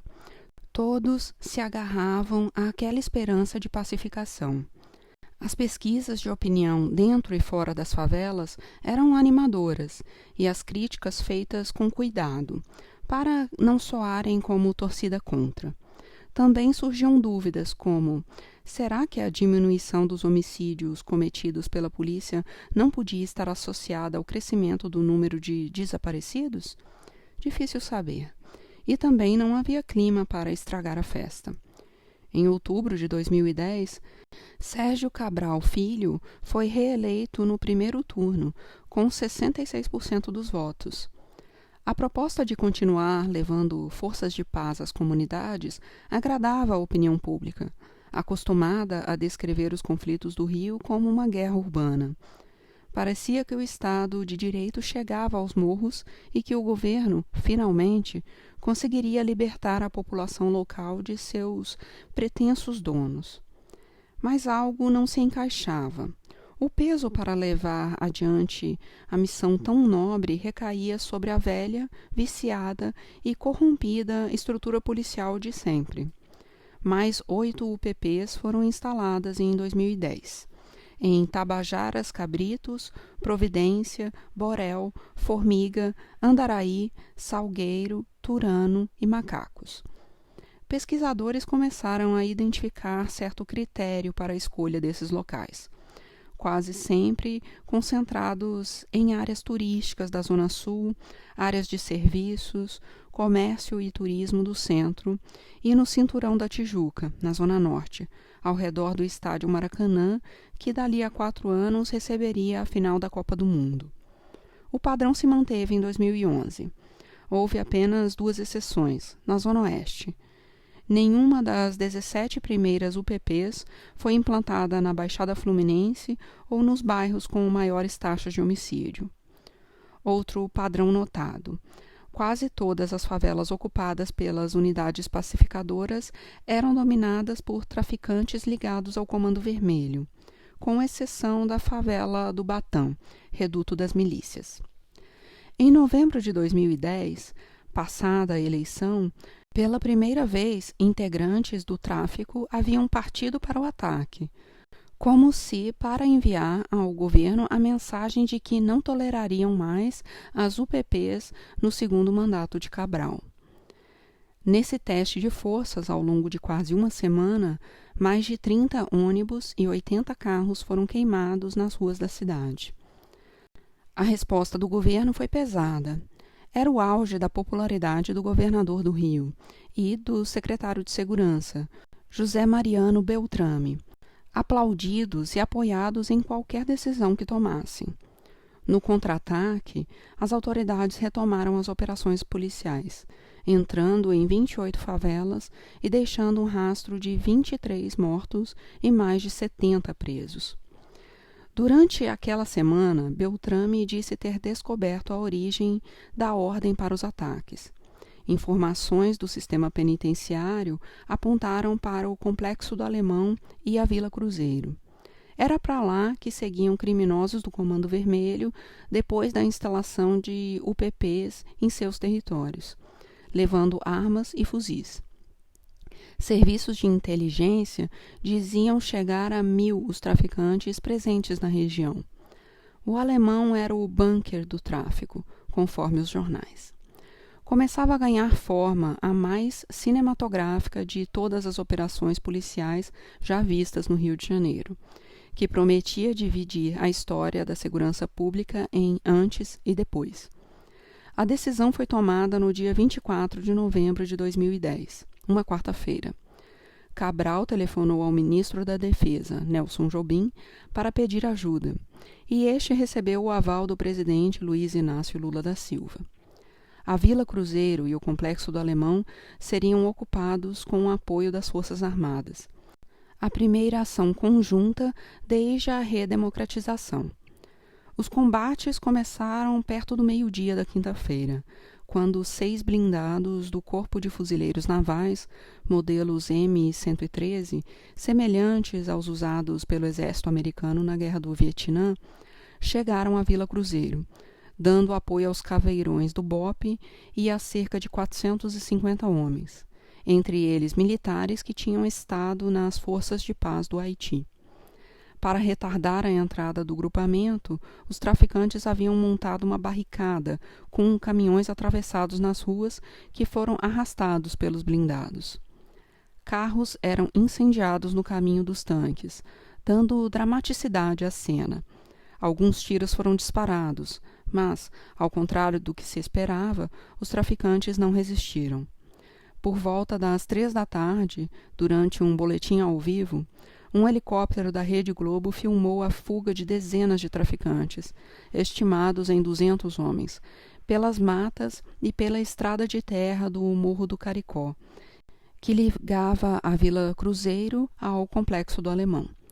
Descalços ou de chinelos, de bermudas e sem camisa, pendurado nas portas dos carros, alguns deles feridos, aquela tropa miserável, em fuga desesperada, era a própria desconstrução da imagem de fortaleza impenetrável construída por tanto tempo.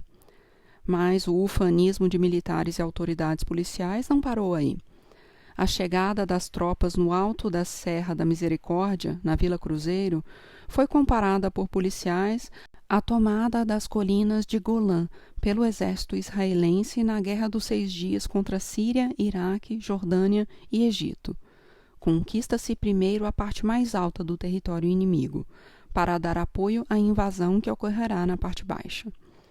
A tática de usar diversos blindados e tanques para surpreender garotos de fuzis e chinelos foi equiparada nos jornais às famosas Blitzkrieg do exército alemão durante a Segunda Guerra Mundial. Todos aguardavam, no entanto, a chegada do dia D, quando finalmente o Complexo do Alemão cairia.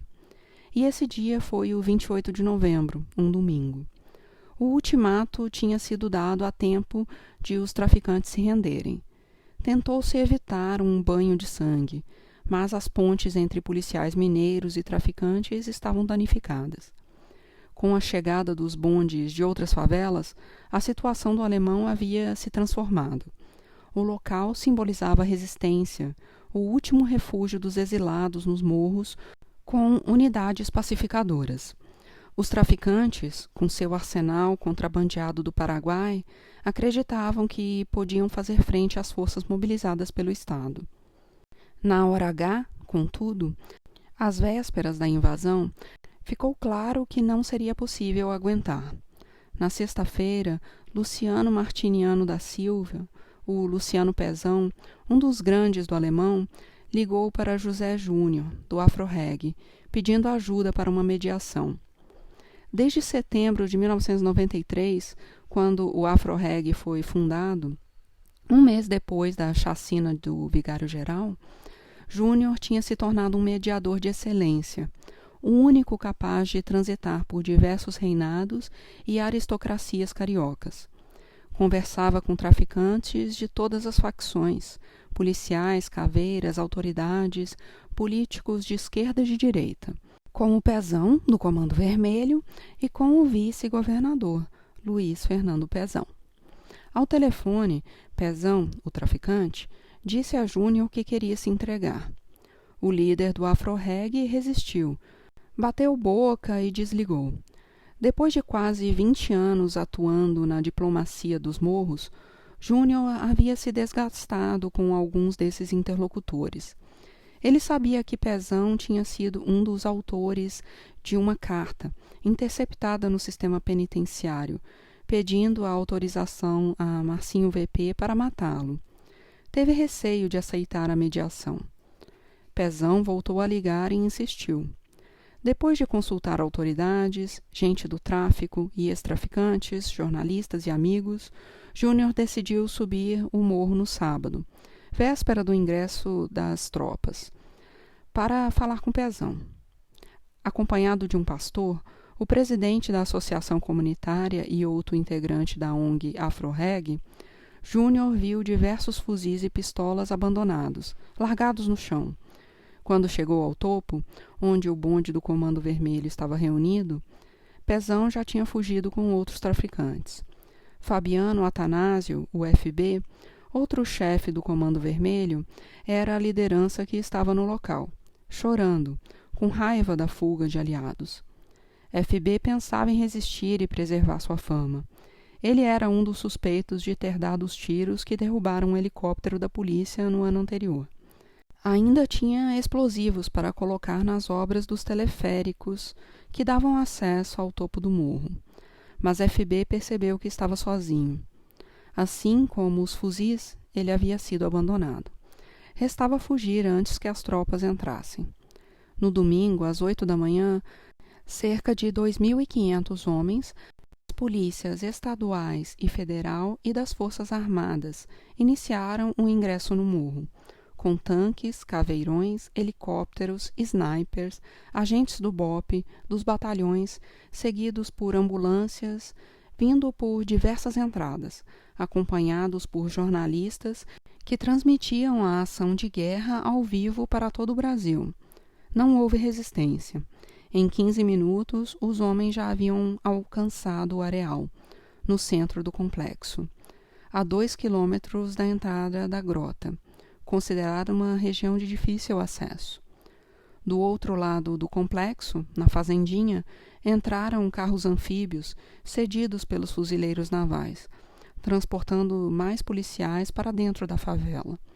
Prisões e apreensões de drogas eram feitas ao longo do caminho. Entre elas, a do traficante Eliseu Felício de Souza, o Zeu, acusado de envolvimento no assassinato do jornalista Tim Lopes. 1 hora depois, a vitória estava garantida. Para a comoção geral, a 1h30, policiais do BOPE e da Polícia Civil hastearam as bandeiras do Brasil e a do Rio de Janeiro na estação de teleférico do Alto do Alemão. Transmitida pela TV, a imagem do pano verde e amarelo tremulando em câmera lenta acima de 3 policiais vestidos de preto entraria para a história. mas por motivos diferentes do que se imaginava no calor daqueles dias. No decorrer dos anos, à medida que desmoronavam os governos de Sérgio Cabral Filho e de seu sucessor, o Luiz Fernando Pezão, a cena dos policiais no Alto do Alemão se transformou no retrato de uma ilusão que muitos compraram com facilidade. Entre os homens que hastearam as bandeiras estavam Marcos Vieira de Souza, o Marcos Falcon, subtenente e presidente da Escola de Samba Portela, acusado de ligação com o jogo do bicho. Nas eleições de 2016, Falcon mirava o cargo de vereador, mas foi assassinado. O crime ficou sem solução e, em 2019, esse esquecimento foi explicado. Seus autores, segundo depoimentos de conhecedores dessa cena criminal, integravam um grupo de matadores que agiu por mais de uma década no Rio de Janeiro com a conivência da polícia, ganhando muito dinheiro. Já o teleférico do Alemão, onde a bandeira foi hasteada, seria inaugurado em julho de 2011, unindo a favela ao asfalto. Em 2016, deixou de funcionar por falta de pagamento do consórcio que operava o sistema. 4 anos depois, quando este livro foi concluído, ainda não havia previsão de que voltasse a funcionar. Em 2011, já depois da ocupação, o complexo do Alemão tornou-se alvo de policiais mineiros que buscavam apreender armas e drogas dos traficantes para revender a seus rivais. Diante dessa fúria pelo espólio de guerra, a região ganhou, no submundo do crime, o apelido jocoso de Serra Pelada. As fugas rendiam dinheiro aos policiais garimpeiros, como seria revelado na Operação Guilhotina, deflagrada em fevereiro daquele ano pela Polícia Federal. Escutas teriam identificado que uma equipe da Delegacia de Combate às Drogas tinha encontrado R$2 milhões no Alto do Alemão, em uma picape de traficantes durante a famosa fuga da Vila Cruzeiro. Como a trama das histórias reais do crime do Rio nunca decepciona, o chefe dos mineiros flagrados pela operação era o policial Leonardo Torres, conhecido como o Inspetor Trovão. Durante a incursão de 2007 ao Alemão, a que resultou em 19 mortos, ele se tornara símbolo das forças de segurança ao se deixar fotografar na saída da operação com sua roupa camuflada, fuzil em uma das mãos e charuto na outra. A guilhotina ainda apontou o envolvimento de policiais com os chefes dos Morros da Rocinha, comandadas por Antônio Francisco Bonfim Lopes, o NEM, e com o Complexo de São Carlos, reduto de Rogério Rios Mosqueira, o Roupinol. O inspetor Trovão era um desses anjos da guarda. NEM e Roupinol tinham montado uma respeitável estrutura de propinas que, durante anos, lhes garantiu liberdade. Se, por um lado, as UPPs ajudavam a diminuir a exposição da população aos conflitos, por outro, criavam novas oportunidades para a extorsão, uma especialidade dos policiais. A grande ficha, contudo, ainda demorou pelo menos 2 anos para cair. As UPPs seguiram em expansão até 2014, somando 38 projetos, que atingiram 700 mil pessoas em 196 comunidades, segundo estimativas do governo. Os ecos da propalada vitória no Alemão continuaram reverberando. A UPP foi instalada ali em maio de 2012. Em setembro foi a vez da Vila Cruzeiro.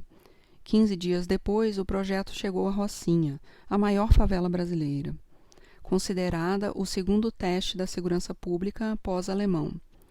Antes de receber a UPP, assim como havia acontecido no Alemão e na Vila Cruzeiro, a Rocinha também foi ocupada por outra operação cinematográfica, ocorrida em novembro de 2011.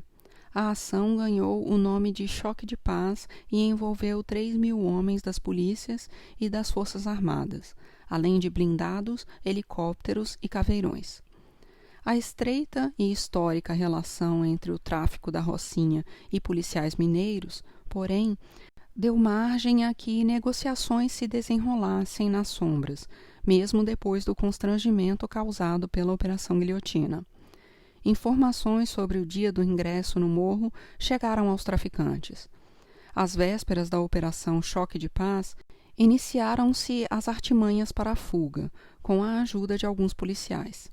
Nem o chefe do tráfico da Rocinha, contudo, seria preso tentando fugir escondido no porta-malas de um Corolla preto, onde estavam seu advogado e um funcionário do consulado do Congo. O carro foi parado numa blitz no bairro da Lagoa. Os policiais pediram que o porta-malas fosse aberto, mas o funcionário do consulado alegou imunidade diplomática e disse que só abriria na delegacia. No caminho, segundo os policiais, os dois teriam oferecido R$30 mil para liberarem o carro. Os policiais decidiram abrir o porta-malas e descobriram o traficante lá dentro, exibido como troféu para a imprensa. Antes disso, de manhã, 3 policiais civis e 2 ex-PMs tinham sido presos por fazerem a escolta de 5 traficantes em fuga. Entre eles estava Anderson Rosa Mendonça, o Coelho, chefe do tráfico no complexo do São Carlos. Em fevereiro do mesmo ano, na véspera da ocupação do Morro de São Carlos, Coelho havia sido flagrado em escuta com um dos policiais presos, pedindo ajuda para transportar 15 fuzis, munição e drogas para a Rocinha. Indignado com a traição que o levou a ser descoberto no porta-malas, Nem, ao depor na Polícia Federal, afirmou que metade de seu faturamento milionário da venda de drogas era usado para pagar arregos. Apesar dos diversos aspectos positivos das UPPs, os limites de sua política tornaram-se evidentes com o correr dos anos. As 700 mil pessoas contempladas com o projeto, afinal, representavam apenas 4% da população do estado, 1/3 dos moradores das favelas.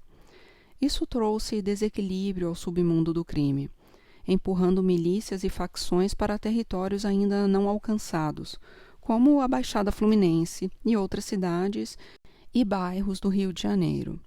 O consumo e o lucro do tráfico de drogas seguiam altos. As armas pesadas permaneciam nas mãos dos que participavam desses negócios. Todos os vícios da estrutura policial se mantinham intactos. A situação piorou com a falência fiscal do governo do Rio, momento em que a insustentabilidade do projeto das unidades pacificadoras se evidenciou. Havia investimentos desproporcionais em efetivos policiais nos territórios de UPPs, que contavam com 9 mil homens ou 20% do efetivo, mesmo atendendo uma fatia bem menor da população. Como resultado, o Rio de Janeiro chegou em 2016 liderando os investimentos em segurança pública entre as 27 unidades da federação, com 16% do orçamento investido na pasta em relação ao total. São Paulo, por exemplo, investiu 5,7% no mesmo ano, e gastando R$ 525 por habitante. São Paulo gastou 253 por habitante. O problema não eram os gastos elevados, mas o investimento em uma polícia sem controle, que continuava a protagonizar ações criminosas e a comandar quadrilhas. Em decorrência disso, a situação se inverteu a partir de 2013, e os homicídios voltaram a crescer depois de 7 anos em queda. Entre 2007 e 2012, as taxas do Estado caíram de 49,7 homicídios por 100 mil habitantes para 28,7. A partir de 2013, subiram outra vez, com 40 homicídios por 100 mil habitantes em 2017. Em junho de 2013, manifestações populares ganharam as ruas de diversas cidades brasileiras em protestos contra o aumento do valor da passagem de ônibus. No Rio de Janeiro, os protestos se avolumaram depois do desaparecimento do pedreiro Amarildo Dias de Souza, morador da Rocinha, quando a UPP não tinha ainda completado 1 ano na região. Na noite de 14 de julho, Amarildo havia chegado de uma pescaria e estava em casa limpando o peixe, quando precisou sair para comprar tempero no supermercado. No caminho, foi abordado por policiais. A ação foi filmada, assim como o embarque de Amarildo na viatura. Segundo a versão da polícia, o pedreiro foi levado até um container da UPP para prestar esclarecimentos e depois foi liberado. Amarildo, contudo, desapareceu. Policiais que trabalhavam no local, no dia da abordagem, afirmaram, nas investigações sobre o caso, que ele tinha sido torturado e não resistido aos choques e afogamentos porque era epilético. O nome do pedreiro ganhou o mundo, com uma campanha nas redes sociais que lançava ao público a pergunta: onde está Amarildo? O Rio não seria mais o mesmo com a entrada de novos personagens em cena. A popularização dos celulares e das redes sociais transformou a cobertura da violência e o papel dos moradores das comunidades do Rio de Janeiro, que se tornaram verdadeiros correspondentes em locais relegados a segundo plano pela imprensa. A corrente de publicações nas redes sociais, cobrando respostas sobre o paradeiro de Amarildo, mobilizou a sociedade civil, artistas e autoridades, produzindo uma pressão que levou à condenação de 8 policiais envolvidos no desaparecimento do pedreiro. Outras vozes importantes emergiram das comunidades, ajudando a furar a lei do silêncio impostas pelas tiranias armadas dentro das favelas. O estudante Renê Silva, morador do Morro do Adeus, era uma voz potente desde 2010, depois da ocupação do Complexo do Alemão. Na época, ele tinha 17 anos e postou em suas redes sociais imagens das entradas das tropas da comunidade. Sua conta no Twitter passou a ser seguida por celebridades e jornalistas. Renê se tornou uma fonte para quem não morava no morro averiguar informações inacessíveis.